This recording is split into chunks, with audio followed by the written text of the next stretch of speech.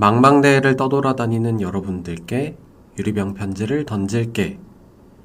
이번 시간에는 뮤지컬 특집으로 준비했고요. 그 첫 번째 작품은 바로 시카고입니다. 와, 저는 소요고요. 저는 혜화입니다. 네, 이번에는 이제 혜화의 어떤 취향을 적극 반영해보고자 해서 또 뮤덕인 혜화의 취향을 반영해서 뮤지컬 특집을 가져왔는데요. 야호. 이제 아무래도 이 뮤지컬 영화를 선정함에 있어서 여러 가지 작품들이 있었지만 일단은 저번에 저희가 유리병 창고 시간에서 이제 시카고를 추천해드리기도 했었고, 그런 의미에서 또 넷플릭스에서 보기 쉽기도 하고, 그래서 시카고를 가져와 봤습니다.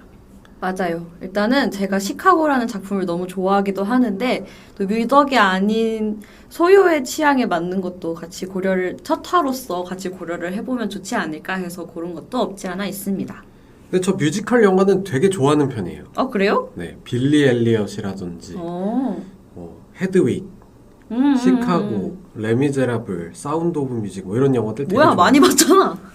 네, 되게 좋아요. 왜냐면 제가 뮤지컬을 사실 잘 안 보러 가는 이유가 티켓팅 하는 게 너무 싫어서거든요.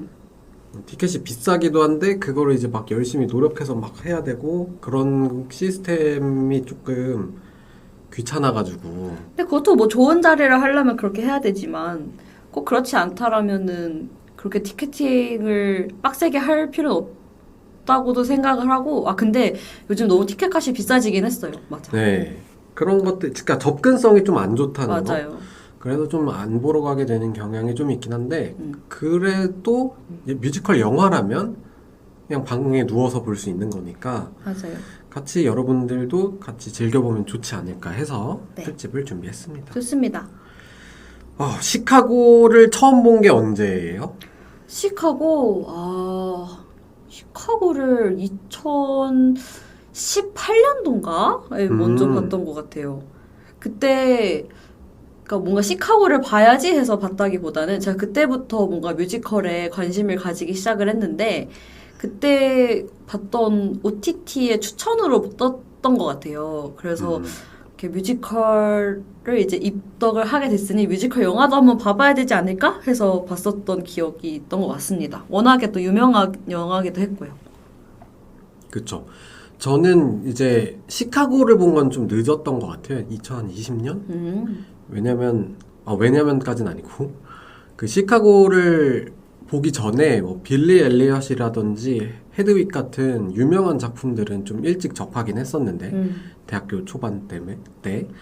근데 시카고는 이제 소문만 무성해가지고 또 제가 약간 기대하는 작품을 좀 아끼는 경향이 있어요. 네, 마음이 딱 그 영화를 집중할 수 있을 만큼 정갈해질 때까지 기다리는 편이거든요. 그래서 오래 묵혀뒀다가 20년도에 보게 됐는데 역시나 좋았습니다. 너무 재밌었어요. 너무 재밌었고 특히나 저는 시카고 내한 공연도 봤고 한국어 버전 공연도 봤거든요. 근데 보통 공연에 비해서 영화가 못 미치는 경우가 많잖아요. 근데 맞죠. 시카고는 신기하게 공연이 영화에 못 미치는 느낌?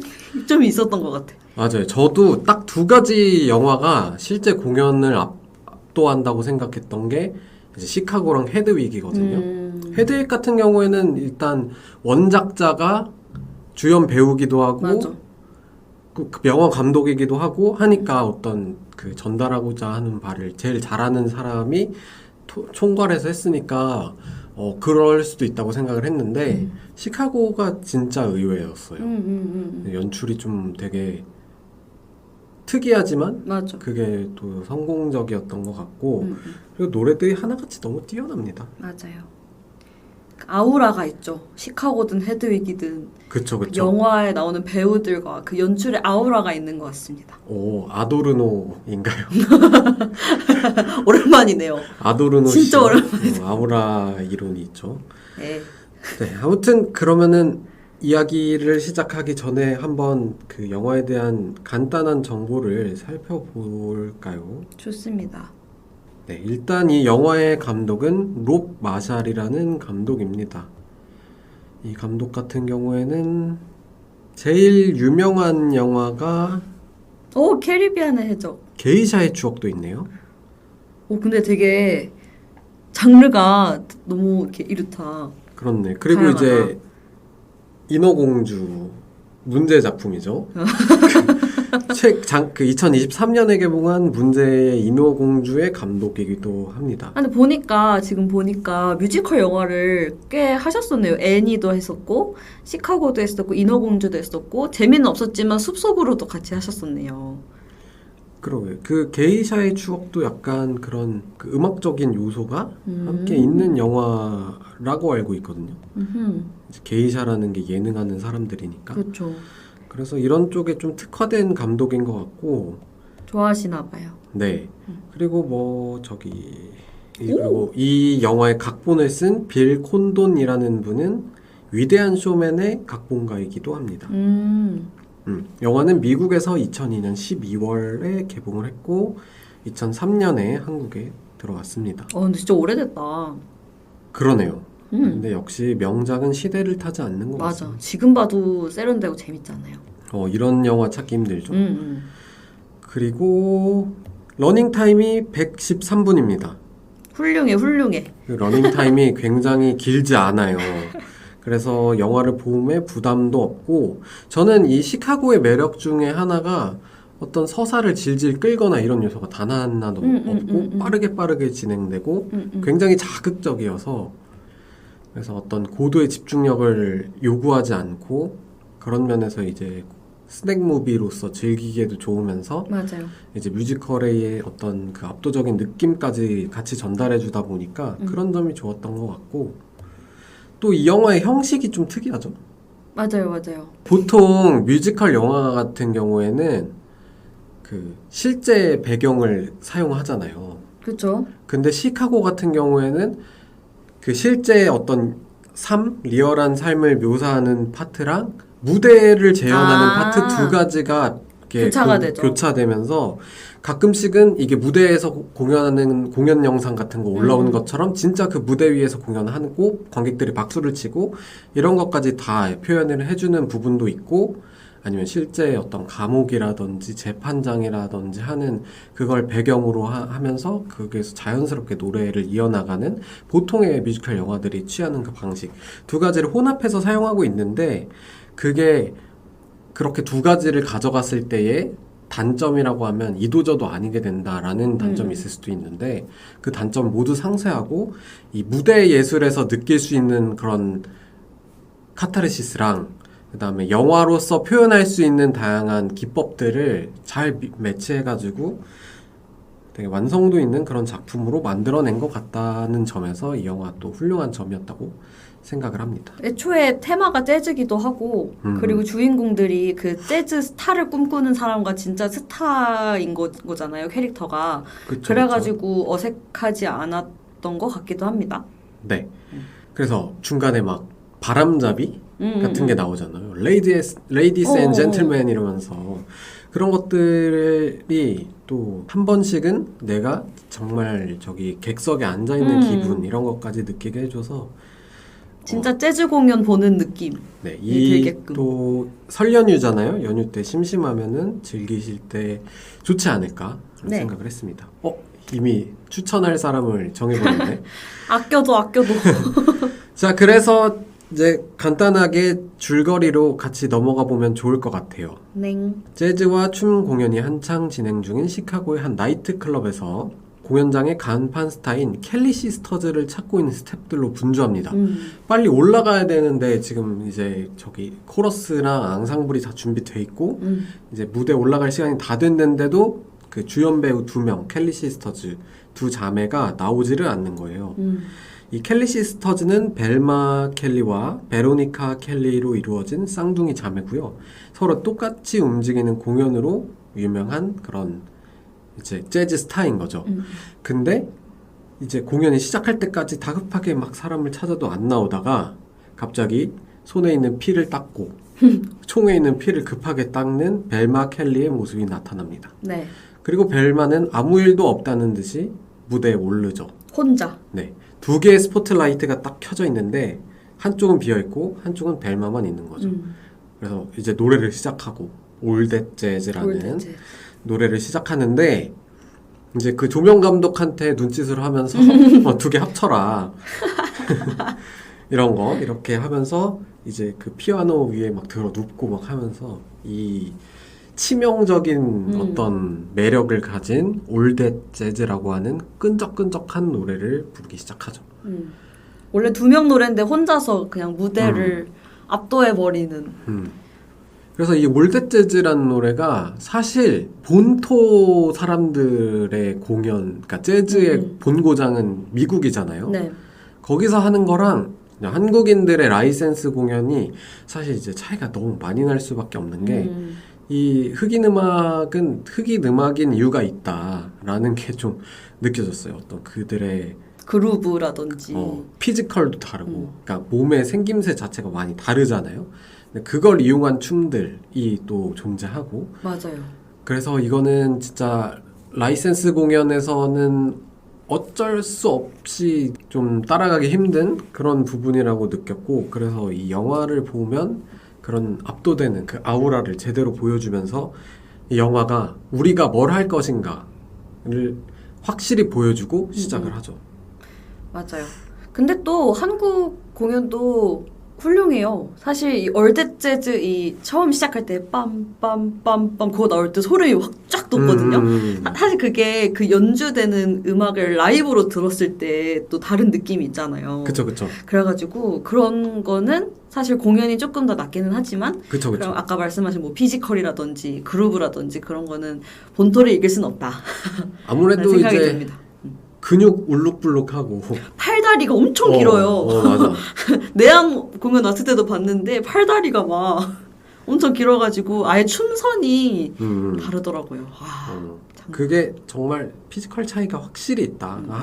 동양인들이 브레이킹을 더 잘하듯이 약간 그런 게 좀 있지 않나라는 생각을 했습니다. 네. 자, 근데 이렇게 무대 위에서 빛나고 있는 벨마를 홀로 쳐다보고 있는 한 명의 인물이 있었으니 그는 바로 록시 하트입니다. 그는 이제 그 나이트클럽에서 코러스 싱어로 일하고 있는 인물이죠. 인물이고 약간 그녀는 또 착하고 헌신적인 남편이 있음에도 그에게 접근해서 내가 너를 스타를 만들어줄 수 있어. 왜냐면 나는 이 클럽의 사장의 친구니까 라고 말하는 제비. 일명 제비. 거의 진짜 제비죠. 레논쌤 같은 레논쌤 같은 그런 제비 프레드의 유혹에 넘어가서 그녀를 집으로 데려가 성관계를 가집니다. 이 록시를 딱 보면은 그 욕망에 불탄 그 눈빛과 그 벨마 켈리를 선망의 눈으로 보는 그게 이 캐릭터를 너무 잘 표현해주고 있어요. 근데 이 르네 젤리거의 록시는 그거랑 동시에 또 다른 매력을 하나 더 가지고 있는 게 정말 순진무구한 어린 양 같은 느낌까지 가지고 있어요. 맞아요. 이게 이 영화를 설명해 주는데 되게 큰 그런 인상을 주거든요. 근데 이제 다른 분들이 연기하시는 르네 젤리거는 이 순진무구하고 지켜주고 싶고 가녀리고 여리여리하면서도 그 동시에 욕망 가득한 두 가지의 이중적인 매력이 공존하는 걸 표현하는 거를 찾아보기 힘들어서 그래서 사실은 저는 영화가 더 훌륭하다고 얘기를 하는 것 같아요. 맞아요. 공연에서 봤을 때는 좀 4차원적인 록시 하트라는 모습이 눈에 띄었었거든요. 맞아요. 그래가지고 뭔가 통통 튀는 매력의 귀여운 면은 있었지만 뭔가 르네 젤리거가 표현하는 그런 진짜 약간 모성애가 생기는 부성애가 생기는 그런 느낌은 좀 덜 하지 않나? 물론 매력 있지만 맞아요. 더 이렇게 두드러지는 매력이 영화에 더 있었던 것 같습니다. 그래서 이 순진한 것 같이 보이지만 동시에 누구보다 강한 욕망을 가지고 있는 이 록시는 이 프레드와 거의 한 달여간의 불륜 생활을 저질렀다는 설정인 것 같아요. 근데 네. 영화에서 묘사되기로는 하루 만에 이루어지는 것처럼 보이죠. 근데 이제 그 격렬한 성관계가 끝나고 나서 이제 록시 하트에게 프레드는 굉장히 이렇게 신경도 안 쓰고 막 옷 갈아입으면서 록시가 막 이런 얘기를 하니까 다 무시를 해버리고 결국에는 이게 거짓말이었다. 누가 너한테 그런 투자를 해주겠냐 라며 그를 일가라고 폭행하게 이르죠. 그리고 이제 집을 나서려고 하는 프레드에게 록시는 Son of Bitch 외치며 세 발의 총알을 발포합니다. 네, 프레드가 약간 여기서 그 내기를 했다고 했어요. 친구들이랑 저 여자랑 자는 걸로 내기를 했던 거였는데 그걸 속인 거죠.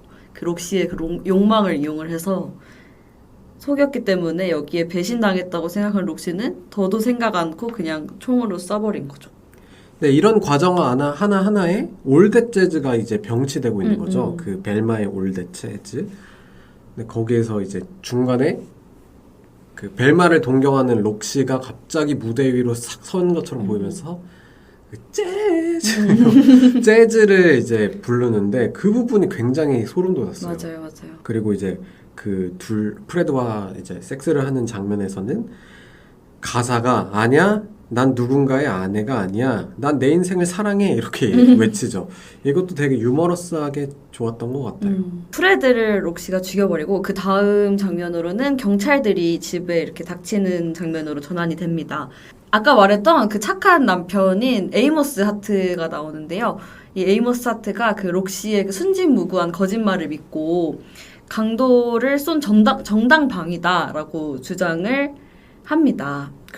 그리고 본인이 했다고도. 맞아요. 자기가 했다고 거짓말을 해서 자기가 아내 대신에 감옥을 가려고 합니다.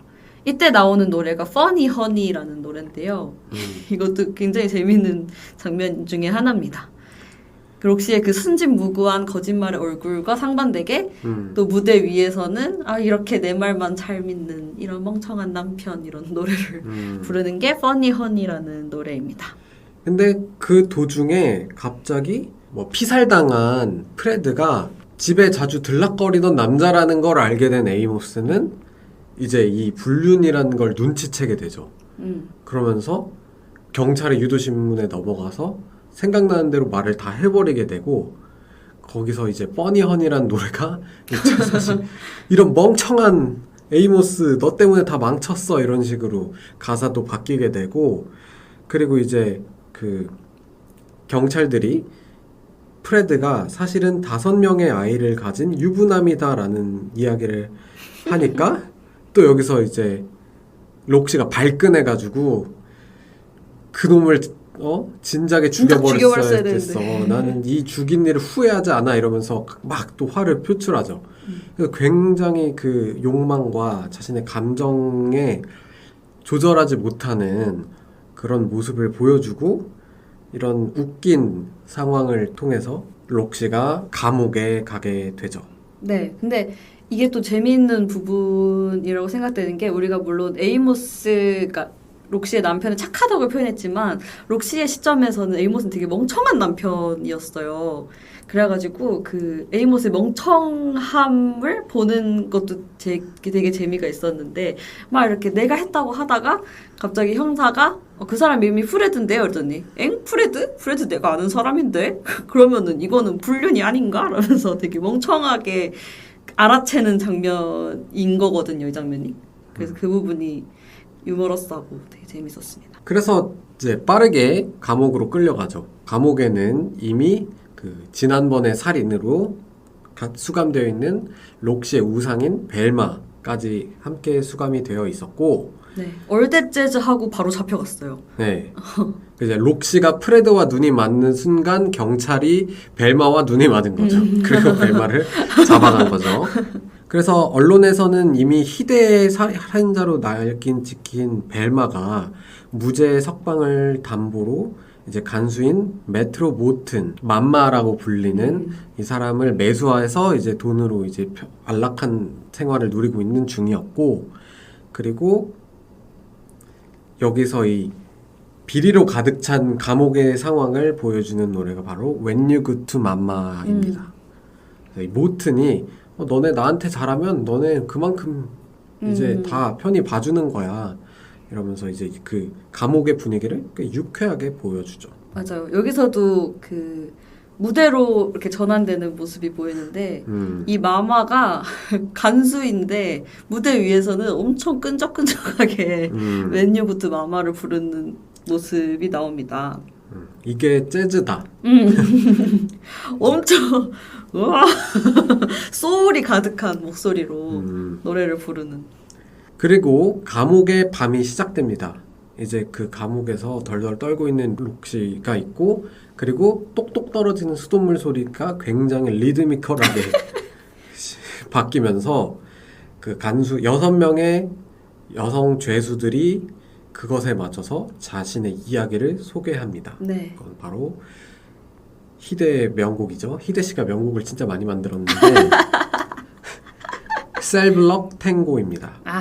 이거 유튜브에서도 정말 유명한 노래죠. 많이들 따라했어요. 많이들, 그리고 1인 이렇게 다역하면서 이렇게 하는 그런 영상들이 한때 엄청 인기였는데, 이제 팡, 식스, 스퀴즈, 시세로, 립시스 이렇게 이것들을 외치고, 근데 이게 또 재밌는 게 한 명만 약간 그 러시아어, 동유럽 언어를 쓰잖아요.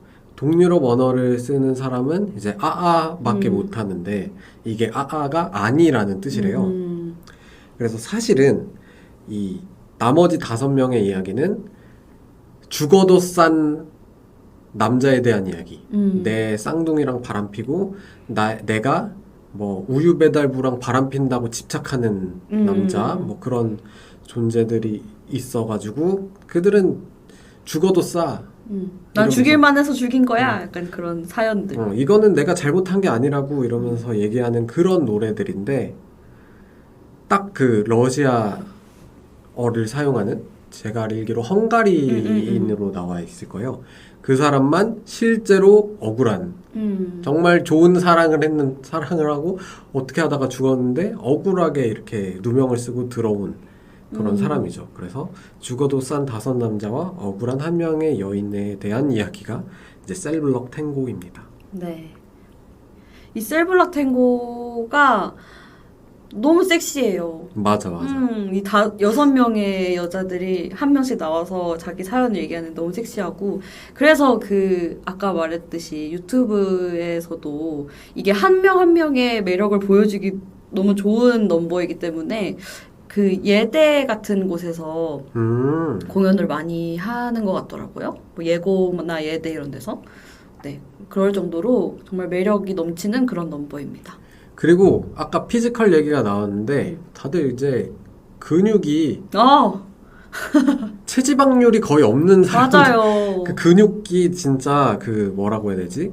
그 울룩불룩한 그런 그 보디빌더 근육 말고 진짜 건강. 탄탄 마른 근육 그런 것들이 보이는데, 너무 멋있어. 그런 것들이 섹시함을 만드는, 재즈함을 만드는데 큰 이제 시각적인 효과를 주고 있고, 이 넘버를 이렇게 들려드리면서 같이 하면 좋을 텐데 이게 아쉽네요. 네. 그래서 이 멋진 셀블럭 탱고를 보여주면서 이 감옥, 그러니까 이 시카고 교도소에 있는 수많은 살인을 저지른 여성들, 록시 외에도 이렇게 많은 사람들이 살인을 저지르고 있고, 이 살인이 계속되고 있는 도시, 살인으로 가득 찬 도시, 이런 이 분위기를 보여주는 거죠. 살인과 사랑과 섹스와 욕망과 돈으로 흘러 넘치는, 어떻게 보면 굉장히 활기 넘치는 그런 공간 시카고에 대해서 소개해주고 있는 거죠. 네. 그런 모습을 셀블락 탱고로부터 볼 수 있었고요. 그 다음으로는 이제 벨마가 어떤 재판이든 다 이겨버린다고 유명한 변호사인 빌리 플린을 소개를 받습니다. 빌리는 한 번도 져본 적이 없고 누구나 변호를 맡기고 싶어하는 엄청난 변호사예요. 벨마는 큰 돈을 주고 빌리를 고용을 합니다. 5천만 달러? 그래서 빌리와 그 마마모트는 자극적인 사건에 불나방처럼 모여드는 언론의 그 속성을 이용해서 벨마의 무죄 석방을 시도를 합니다. 그러니까 이 빌리가 이 변호를 하는 방식이 물론 뭐 언변도 있지만 언론을 아주 잘 이렇게 들었다 놨다 하는 그런 특징이 있어요. 여론을 이용하는 거죠. 근데 그렇게 벨마의 무죄 무죄 석방 시도 계획을 록시가 엿듣게 됩니다. 그래서 자신의 우상인 벨마에게 도움을 요청을 하는데요. 당연히 매몰차게 거절당합니다. 그 속옷 빨래를 직접 해가지고 제가 했어요 이렇게 갖다 주니까 돈을 주려고 하죠 벨마가. 그랬더니 돈 말고 혹시 그랬더니 이제 벨마가 바로 거절하면서 다시는 내 언더웨어에 손대지 마. 이렇게 싸늘하게 거절을 하죠. 근데 이를 지켜보던 모튼의 눈에는 어떤 록시의 스타성이 보였던 것 같아요. 그러니까 벨마 모튼이 약간 JYP 같은 거. 당신을 캐스팅하겠습니다. 프로듀서 같은 느낌으로 록시? 이 친구 잘 먹히겠는데? 새로운 스타가 될 가능성이 있어 보이는데? 라고 생각해서 빌리 플린을 소개해줍니다. 네. 그리고 빌리 플린은 All Care About이라는 노래를 부르면서 잡벅쇼를 한번 시작하죠. 나름 다 해결해 줄 수 있지. 이렇게 하면 되고 저렇게 하면 되고 하면서 벨마의 석방 계획을 진행하고 있는 모습이 나오고 그런 와중에 록시는 그를 고용하기 위해서 $5,000만 필요하다는 사실을 알고 이제 약간 절망에 빠지는 그런 장면이 이어집니다. 네. 이 All Care About이라는 노래의 주제는 여기 있는 모든 여자들이 나를 원한다. 이런 아까 말한 그런 잡벅쇼 그런 노래입니다. 가사도 약간 나는 뭐 돈보단 사랑을 필요로 해 뭐 이런 식으로 그런 느낌의 가사들로 가득 차 있죠. 네, 이 넘버는 뭔가 쇼를 보는 느낌입니다. 이렇게 약간 이렇게 날개 이렇게 하는 언니들이랑 같이 빌리가 가운데서 이렇게 쇼를 그쵸. 하는 그런 느낌입니다. 이제 옷보다 몸이 더 많이 보이는 언니들 맞아. 그런 되게 이렇게 멋있는 쇼를 무대 위에서 보여주는 파트가 있는데 네. 그거는 한번 진짜 근데 내한 공연 보고 싶다는 생각을 했습니다. 내한 공연도 좋습니다. 암튼 하지만 비싸겠죠? 네. 그래서 그렇게 빌리 플린이 등장을 하게 됐는데 어쨌든 록시가 그 $5,000만 필요하다는 사실을 알게 됐잖아요. 그래서 록시가 이제 남편한테 얘기를 했나 봐요. 그래서 록시의 남편인 아까 그 에이모스가 빌리를 찾아가서 아주 쥐꼬리만한 돈을 줍니다. 한 400에 300 더해서 700 만들어갔다 이런 느낌? 막 동료들 거 막 이렇게 주머니도 막 했다 막 이러면서 근데 빌리가 내가 분명히 $5,000만 했는데 이거밖에 안 갖고 왔냐 이렇게 하다가 빌리가 아내에 대한 헌신적인 모습에 감동을 했나 봐요. 그리고 록시의 사연에 굉장히 흥미를 갖게 돼서 벨마 대신에 록시의 변호를 담당하기로 합니다. 이게 약간 빌리라는 변호사 입장에서는 돈은 이미 많으니까 자신의 유명세를 더 높게 만들고 싶은 맞아요. 딱 그런 느낌이었어요. 그러니까 나의 포트폴리오 이거 하나면은 오히려 그 벨마보다 훨씬 더 잘 나가게 되겠는걸? 이런 느낌인 거죠. 빌리도 스타성을 본 것 같습니다. 그리고 자기도 스타가 되고 싶고. 자기도 스타가 되고 싶고. 어쨌든 같은 카메라에 같은 화면에 같이 나오니까. 그래서 빌리는 그때부터 록시를 도와주기 시작을 하는데요. 그 록시의 삶을 아주 약간 참고를 해서 기자들이 좋아할 만한 스토리를 만들어냅니다. 일명 자소설이죠.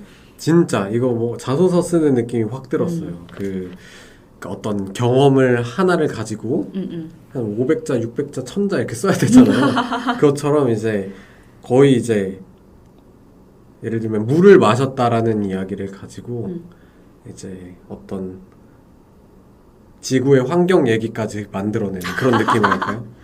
그러니까 여기서는 약간 그런 거죠. 너 뭐 무슨 학교 나왔어요? 그러면은 가톨릭 학교요. 그러면은 수녀로 갑시다. 막 이러고 무슨 과목 제일 좋아했어요? 보건 과목이요. 그러면은 사람을 돌봐주던 수녀로 갑시다. 막 이런 식으로 빌드업을. 그러니까 아예 거짓말은 아닌데 거짓말이 맞게끔 그렇게 스토리 빌드업을 아주 잘합니다. 때 과장 광고를 하는 거죠. 그래서 이제 순진한 수녀 록시 하트라는 배역을 연기할 준비를 이제 록시가 하는 거죠. 네, 그렇게 빌리는 록시의 스토리 빌딩에 완전히 혈안이 되어 있고요. 이로 인해서 그 야심만만한 벨마와 록시의 운명이 완전히 뒤바뀌게 됩니다. 그 벨마한테 관심이 완전 꺼진 상태인 거잖아요.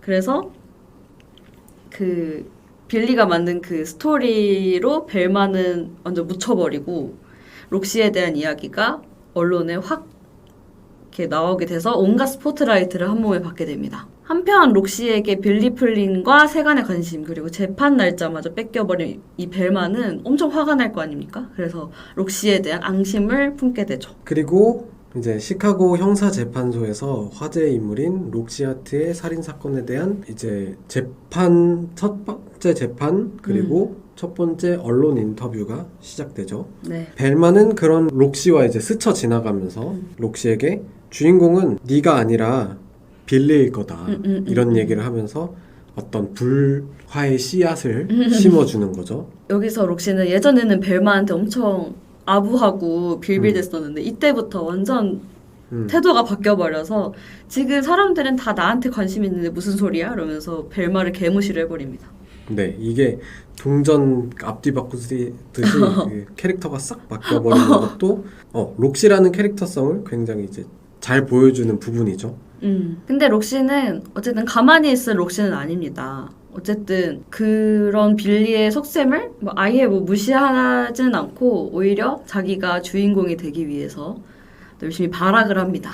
네, 그러니까 준비해준 대로 이제 기자들이 질문을 하면 록시는 가만히 있고 빌리가 인터뷰를 하는 그런 상황이었는데 마이크를 뺐고 근데 또 마이크를 뺏었으면 잘해야 되는데 이제 또 헛소리를 자꾸 하고 그래서 빌리가 가만히 있으라고 눈치 주면서 이제 수습을 하는 네.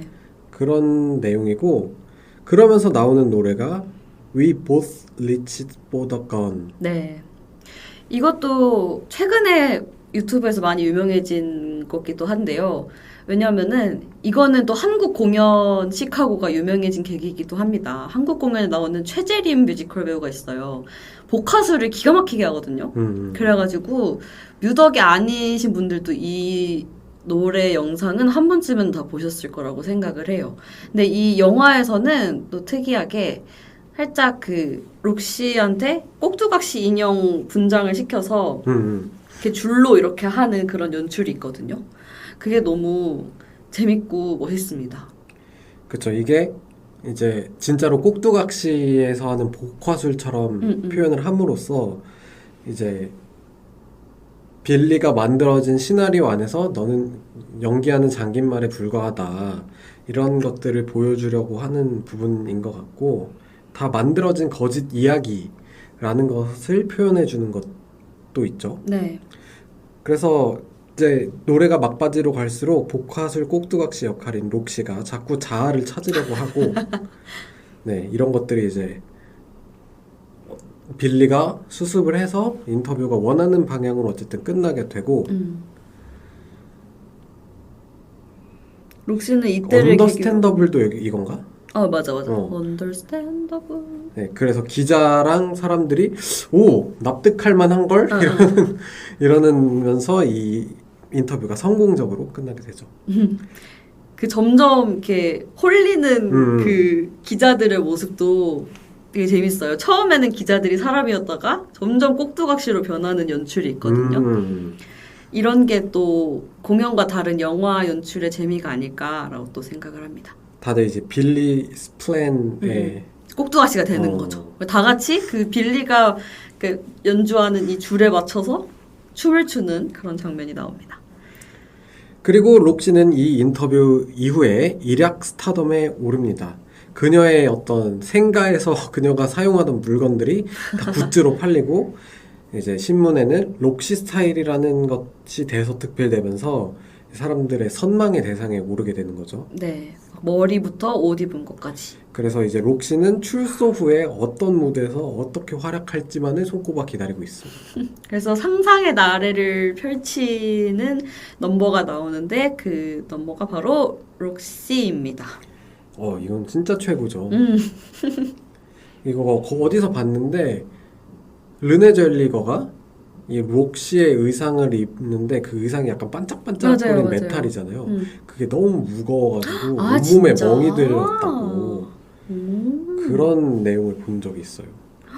무거워 보이진 않았는데 완전 네. 옷이 춤출 때마다 이렇게 살랑살랑 하잖아요. 그게 다 메탈이어가지고 엄청 무거웠대요. 어쩐지. 근데 이게 정말 이쁩니다. 네. 아, 그리고 또 하나 비하인드 스토리가 있었는데, 이제 벨마 켈리를 연기한 캐서린 제타 존슨이 이 영화를 찍던 당시에 임신 중이었다고. 진짜? 임산부인 상태로 영화를 찍었다고. 근데 이게 춤이 격한 장면이 몇 군데 있었거든요. 그쵸. 막 다리 찢고 막 한 바퀴 돌고 막 그런 장면이 있었는데 와 정말 대단하네요. 그래서 뭐 출산도 이후에 잘 하시고 아 다행입니다. 네, 건강하게 잘 지내신다고 알고 있습니다.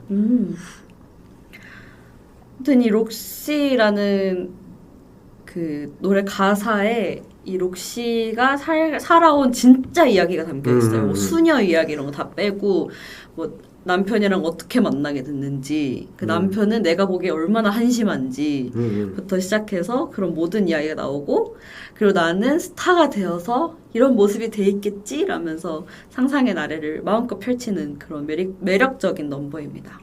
그래서 이게 대단히 야망 가득한 노래임에도 불구하고 르네 젤리거는 뭔가 공감을 일으키는 거죠. 재수없고 자기 욕망만 쫓는 그런 눈이 이글이글 타오르는 느낌이 아니라 그 욕망이 순수악같이 느껴져서 맞아. 나도 모르게 그 사람의 매력에 빠지게 되는 그런 되게 특이한 연기 스타일을 보여줘서 이거는 정말 어디 가서 흔히 볼 수 없을 만한 그런 매력적인 캐릭터를 만들어낸 것 같습니다. 뭔가 다른 의미의 소녀 같았어요. 네.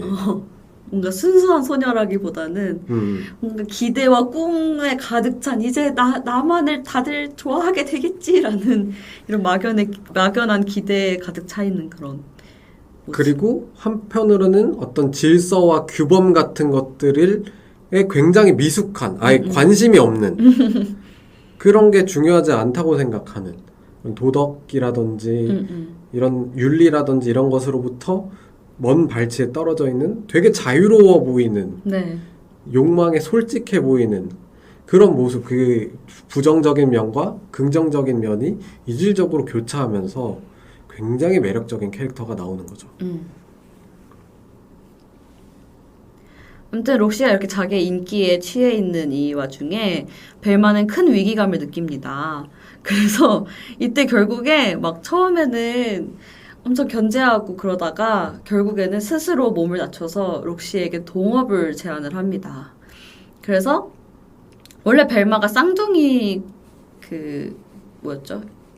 켈리 시스터즈라는 쌍둥이 듀오로 네네네. 그거였는데 지금 이제 상대방이 없으니 지금 너가 내 동생이랑 너무 체형도 비슷하고 그래서 너랑 동업을 해야 되겠어 라면서 슬슬 꼬십니다.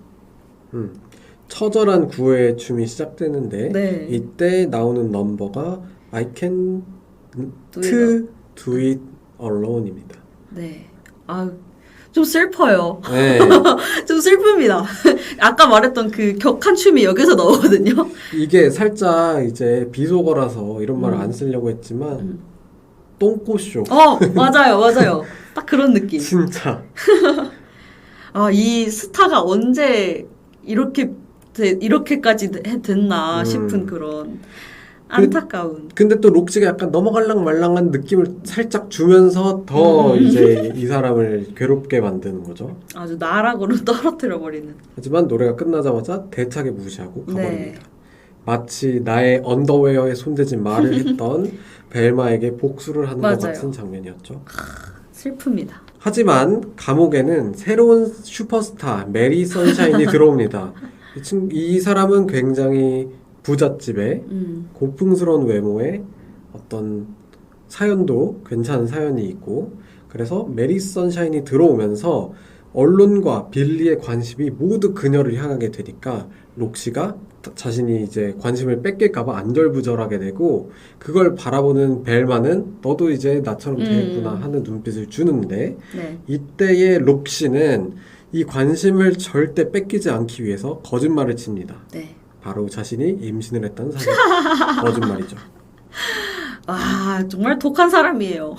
그리고 나서 이거 사실을 증빙하기 위해 이제 의사의 증언이 필요한데 네. 이때 뭔가 의사와 성행위를 하면서 이제 그걸 통해서 의사를 매수한 네. 것 같은 장면이 슬쩍 보이죠. 그러니까 의사 뭐라고 해? 진료실 앞에 기대가지고 이제 앉아 그 서 있는 빌리와 그 작은 창 틈으로 보이는 이제 상의를 벗고 있는 록시 그리고 이제 뭔가 주섬주섬 나오고 있는 의사 이 장면으로 그런 것들을 이제 암시를 해주고 네. 그러면서 에이모스는 언론을 통해서 뭐라고? 록시가 임신을 했다고? 이러면서 이제 록시의 기자회견장에 찾아가죠. 하지만 수많은 인파들을 해치면서 록시를 애타게 불렀지만 록시는 그냥 그를 무시하고 들어가게 됩니다. 그러니까 에이모스가 멍청한 게 맞는 게 여기서 또 자기 애라고 주장을 합니다. 막, 그럼 내가 맞아요. 이랬는데 시기가 전혀 안 맞거든요. 근데, 네요, 네요. 이러면서 그 기자회견장으로 가는 그런 에이모스의 멍청한 모습이 나오게 되는데 여기서 나오는 노래가 미스터 셀로판입니다. 에이모스의 아주 짠내 나는 솔로곡이죠. 진짜 짠내 나는데 근데 또 이런 사람이 또 있잖아요. 네. 그래서 그걸 너무 잘 표현해서 볼 때마다 정말 짠했던 네. 그런 장면이고 미스터 셀로판이라는 건 이제 자기 속이 투명해가지고 다 보이는 그런 사람이다. 자조적인 네.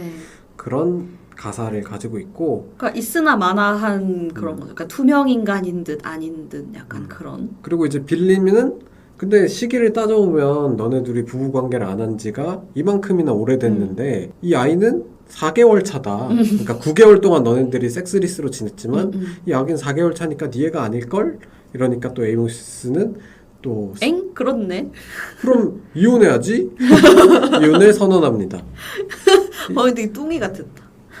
아니요, 뚱인데요. 이혼해야지.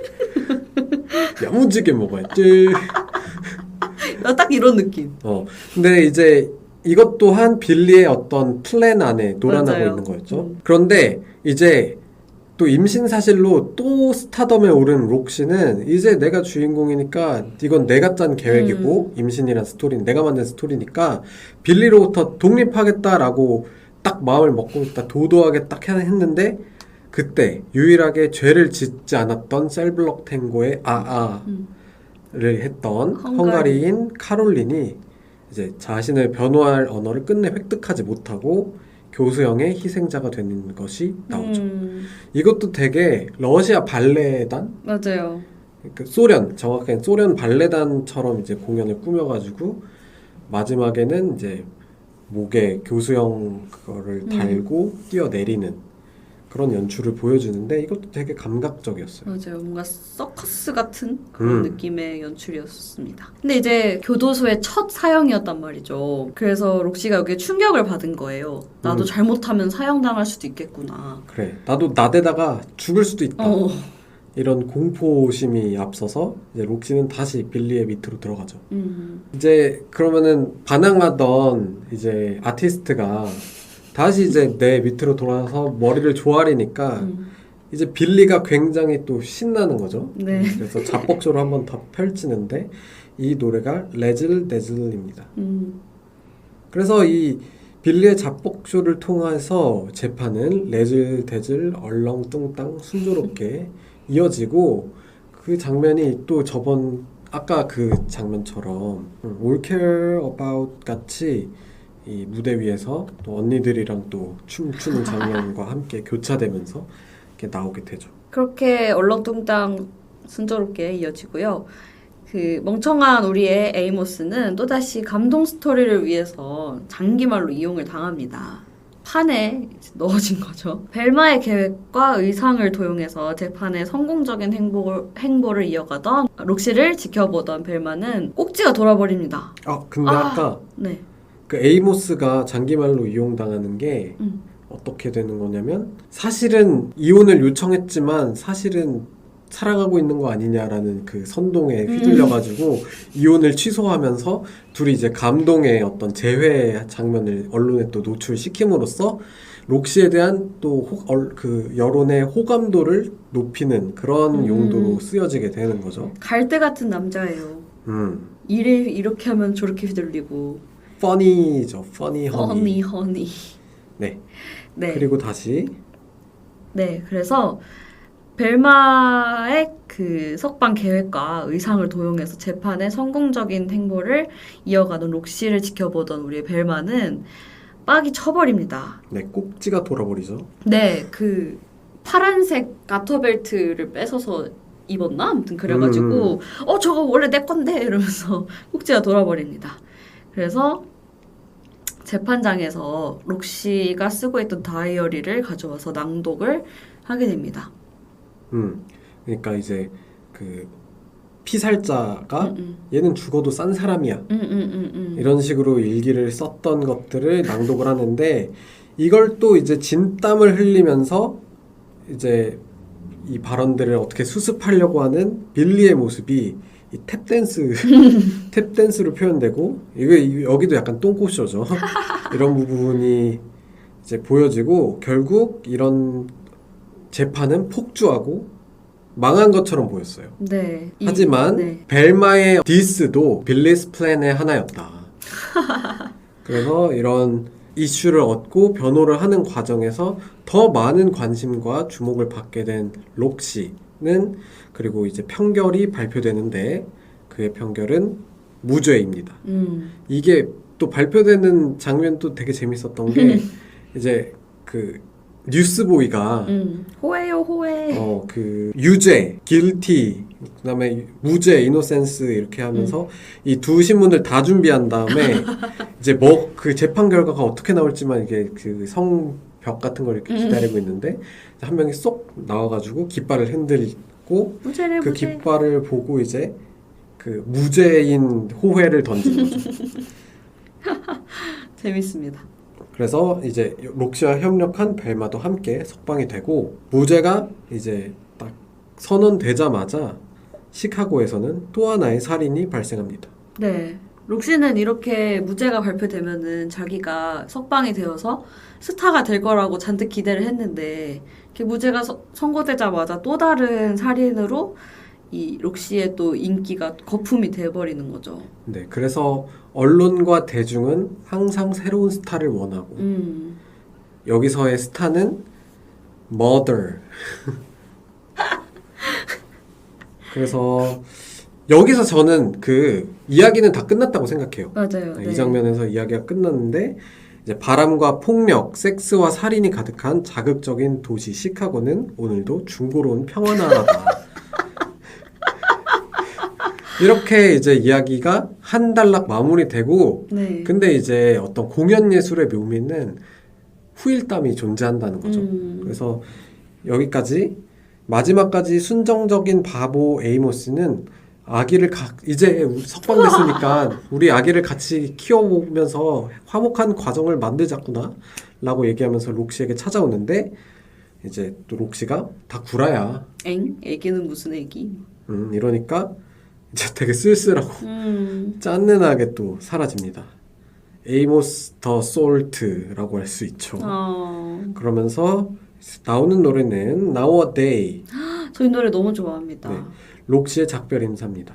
뭐 이런 가사가 있는데 뭐 멋지지 않나요? 이 재미나고 다 변해버리는 세상.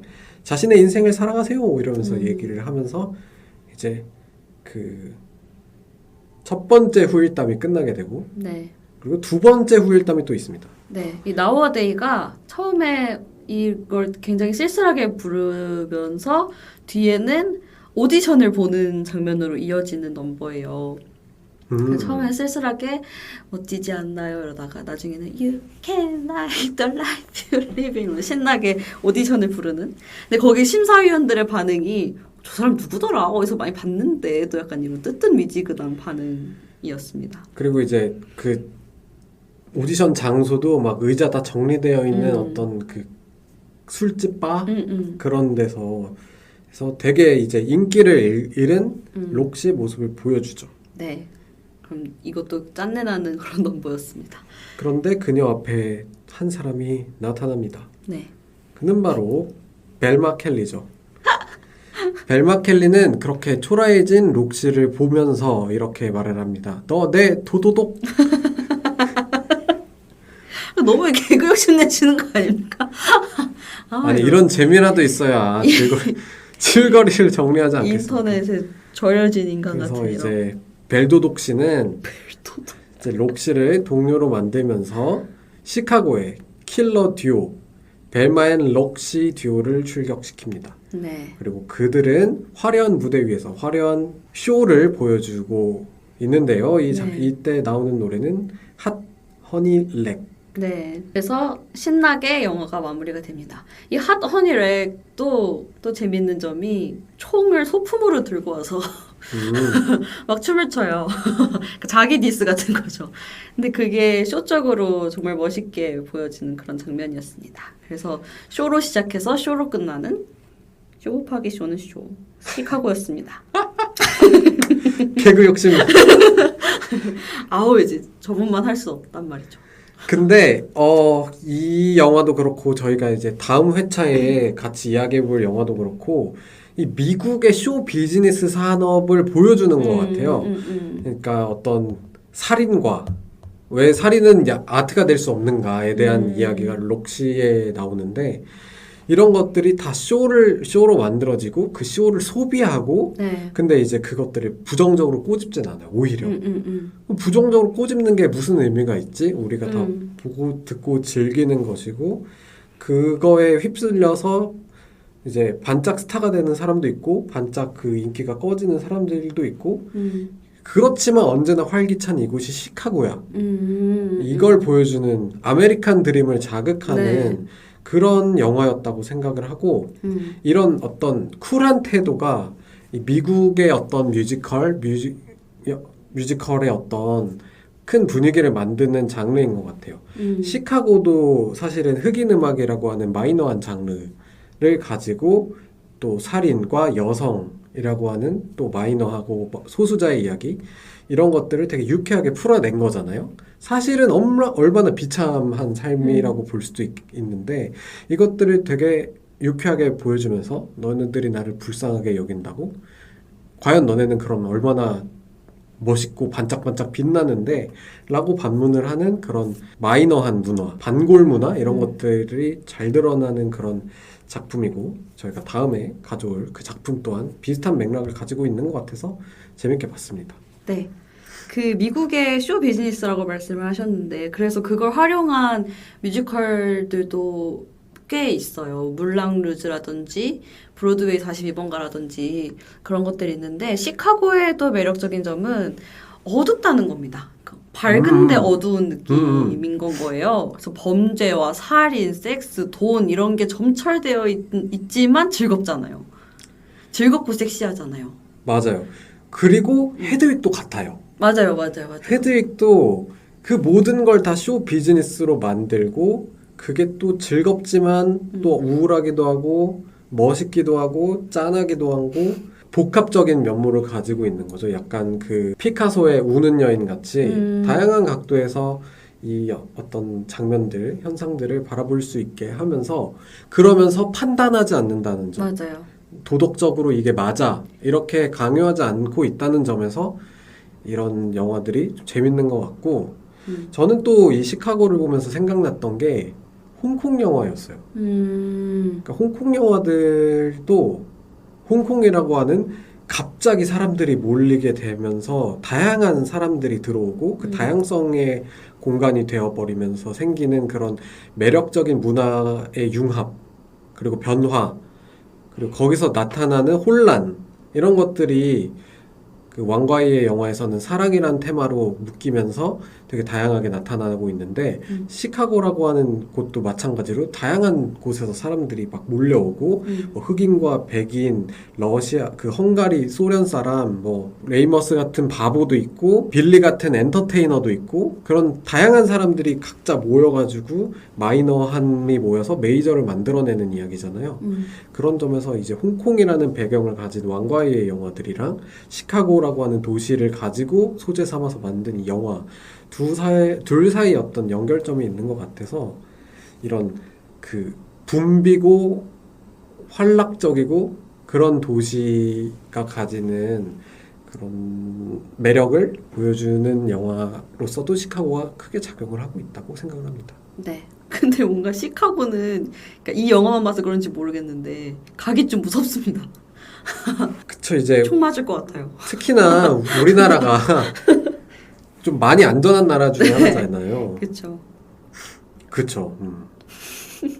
그래도 이제 남미보다는 근데 재즈 공연은 한 번 좀 보고 싶다라는 생각이 들었어요. 진짜 재즈 바에 가서.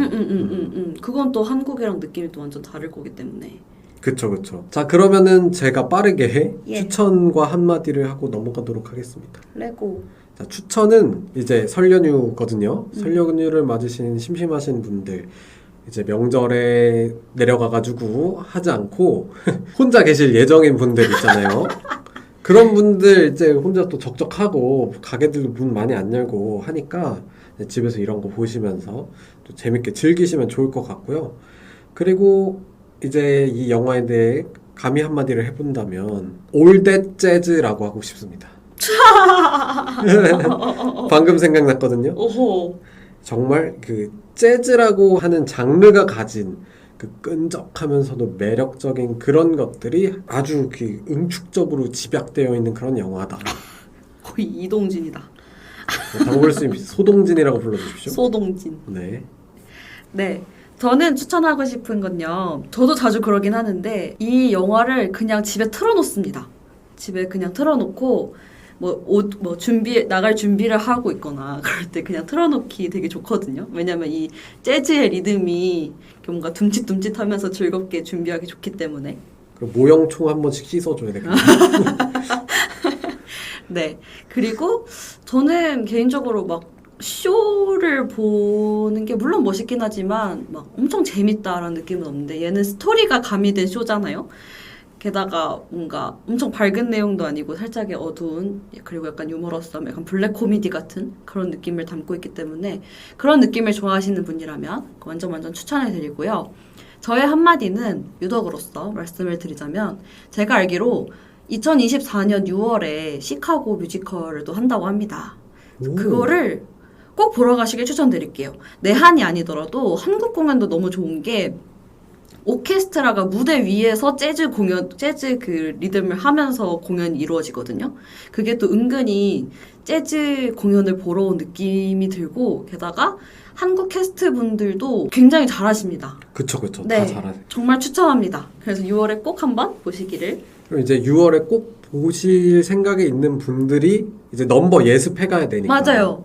넘버 예습용으로 좋다. 네네네. 한번 보고 가시면 이해하기도 쉬우실 거예요. 또 공연은 영화보다 템포가 더 빠르거든요. 그래서 한번 보고 가시기를 추천해드립니다. 자, 그러면은 저희 이만 엔딩하고 다음 영화로 넘어가 볼까요? 네. 망방대를 떠돌아다니는 여러분들께 윤리병 편지를 던질게 오늘 시카고 표현역에서 마치겠습니다. 감사합니다.